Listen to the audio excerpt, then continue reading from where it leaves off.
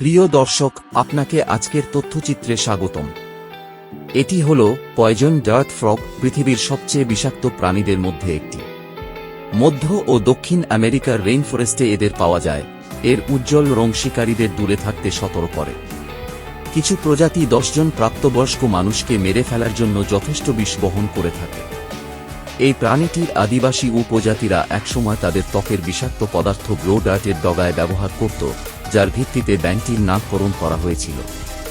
মজার বিষয় হল, বন্দি অবস্থায় লালিত পালিত পয়জন ডার্ট ব্যাঙগুলি ক্ষতিকারক নয়, তাদের বিষাক্ত পদার্থগুলি বন্য অঞ্চলে খাওয়া পোকামাকড় থেকে আসে।